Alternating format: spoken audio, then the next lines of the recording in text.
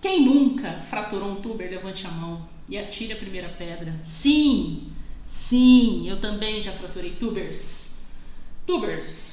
Já fraturei tubers, tá? Acontece com quem faz. Mas você não deve se conformar com esse erro, porque é um erro. Existem coisas que você pode fazer para evitar as fraturas de tuber ou diminuir drasticamente a chance dela acontecer com você. Então a gente vai conversar um pouquinho, ó. Não escolher o que aconteceu na cirurgia. Essa cirurgia não é essa foto não é da minha cirurgia, tá, gente? Faz muito tempo isso. Naquela época a gente não tinha máquinas para tirar fotos das cirurgias.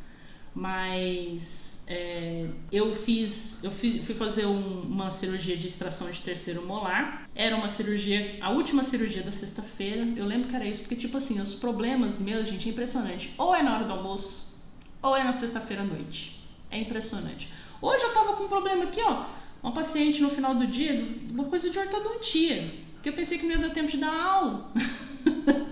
Eu terminei a aula às 7h30, né? Por isso que foi meio corrida, eu peço até desculpas porque não deu tempo de eu avisar direito, né, sobre essa aula de hoje, mas tá indo bem, então estamos conseguindo dar aula aqui. Então, o que aconteceu? Eu olhei o siso, falei assim, é fácil, imagina, pra que descolar tecido? Imagina, vou colocar a alavanca aqui, vou fazer pluft, ele vai sair.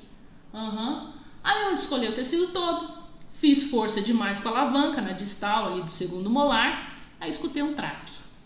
Fraturei o tuber de um jeito, gente, que eu tive que descolar e pegou até próximo da região de palato mole. Foi muito feia com a fratura.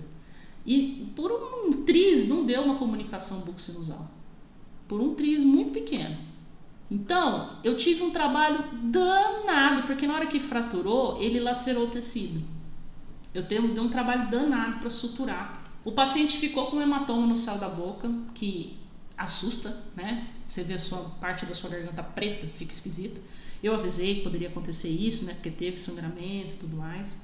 Mas foi realmente inexperiência, né? Eu tinha 2, 3 anos de formada e a última cirurgia da sexta-feira acabou dando problema, né? Mas aí eu sentei e observei minha cirurgia. O que eu fiz, que eu não fiz, ou que eu fiz de forma errada, que poderia ser feito de forma diferente para eu evitar isso, né? Aqui eu já dei algumas dicas, né? Eu não descolhi o tecido direito. Se você não descola direito, você acaba não vendo o que você está fazendo, você não está conseguindo ver direito os seus pontos de apoio, e com isso fica mais suscetível ao erro. Afinal, o tuber é uma região de fragilidade, né? É uma região de quina de osso. Não tem tanta resistência como, por exemplo, se você tirasse um segundo molar. Pode ser decorrente de diversos fatores, né, ligados ao profissional. Então, primeiro, mau planejamento cirúrgico, né? Se você olhou a radiografia e não observou a inclinação do dente, né? Normalmente os dentes mesio-inclinados, eles são mais difíceis de remover pela sua própria inclinação.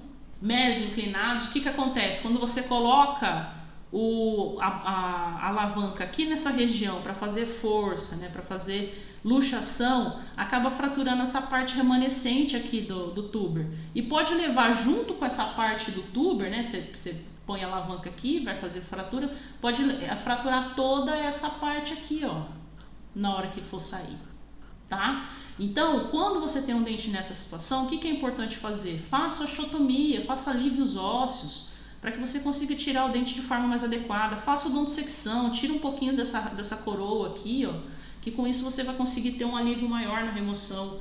Observe aqui, ó, que isso aqui é o osso da maxila, certo?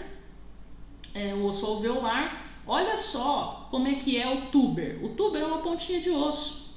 Se você faz uma força aqui, nessa região onde está a seta, essa parte ela tem pouca resistência. A alavanca, gente, é uma ferramenta potencializadora. E com isso, se você fizer uma força X, ela vai dar 10x ali naquela região de fragilidade óssea. Então a chance de fraturar, por ser mais fininho, por ser quase cortical, por ser só uma casquinha, vai acabar fraturando.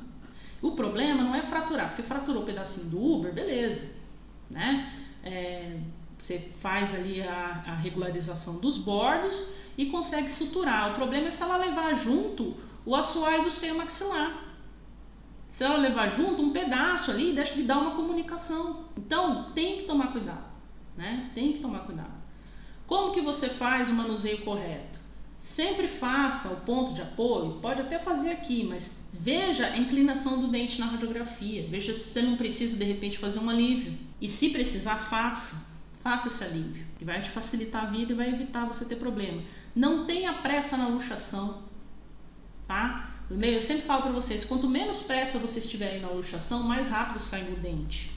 Porque ele vai estar com aquelas fibras mais dilaceradas, né? Vai com menos força você vai precisar fazer para fazer o movimento de extrusão, de luxação, exérese, tá? Então, é uma coisa complicadinha, tá? Por que o tuber é importante? Teve um colega que me fez essa pergunta esses dias. Gente, o tuber é importante quando seu paciente, por exemplo, vai fazer uso de próteses totais. Por quê? O vedamento, né, a parte de vedamento da prótese, ela pega a região de tuber. Quando o paciente não tem tuber, fica mais difícil, vai ter que fazer protocolo, né, que é parafusado. A tuberosidade, né, maxilar fratura com facilidade em resultado de extrações de terceiros molares superiores erupcionados e uma extração ou da extração do segundo molar, em caso que esse seja o último dente. Muitas vezes esse é o último dente, o segundo molar, e ele sofre uma pneumatização do seio, né? Então você tem essa região mais fragilizada. E eu já vi a pneumatização do seio chegando no contorno do tuber. Eu já vi. Pacientes com problemas respiratórios têm uma tendência de ter esse problema também. O que você pode fazer, né? Se você sentiu aquela fratura, mas que não soltou da região, você pode apoiar a região da fratura com o dedo, né? E tentar soltar o dente. Agora, se o pedaço estiver totalmente solto, o ideal, gente, é que você faça dissecação. Você faça remoção, que nem eu fiz, e faça sutura. Vai dar um pouquinho mais de trabalho? Vai, provavelmente vai lacerar tecido, você vai dar um monte de ponto irregular, mas não vai ficar com aquele negócio balangando depois, né? Não vai ficar um negócio incomodando o paciente, espetando, machucando, inflamando. Se você remove, se o pedaço ele é totalmente removido daquela região, ele perde nutrição, né? E acaba se tornando um ponto, um foco de necrose, uma vez que ele não tem alimentação, não tem nutrição. Tuberosidade, então, é estabilizada com uma sutura de mucosa, como previamente indicado. Como eu falei, isso daqui é quando não tem a sutura total. Aí aqui fala, né? Quando for totalmente separada, aí você tem que fazer remoção, regulariza os bordos, que às vezes fica bordos da fratura machucando e espetando o paciente. Então é importante você passar o dedo naquela região, ver se não tem nenhum bordo, uma ponta ativa, alguma coisa assim, e fazer a sutura. Verificar se não teve comunicação, você pode fazer a manobra, né, para ver se tem comunicação bucosinusal. Se tiver, fazer o fechamento, uma sutura mais oclusiva naquela região, falar para o paciente não ficar sugando o canudinho, não fumar, não espirrar de boca aberta ou não espirrar, e dessa forma preservar aquela região para que se regenere a membrana e acabe a comunicação. Então, gente, o que eu aprendi com essa fratura do tuber? Sempre descolar bem o tecido. Descolar tecido nunca é demais. Quando a gente economiza no descolamento, a gente a gente acaba fazendo mais sutura, porque ela lacera o tecido, né? Então é uma economia besta. Não tenha pressa para luxar, que eu sempre falo para vocês. Eu aprendi a não ter pressa para luxar depois dessa fratura. Depois dessa fratura é que eu aprendi que eu não tenho que ter paciência na luxação. Então vai luxando devagar, como se não houvesse amanhã. Pode ter certeza, o dente vai ceder. Ele vai ceder.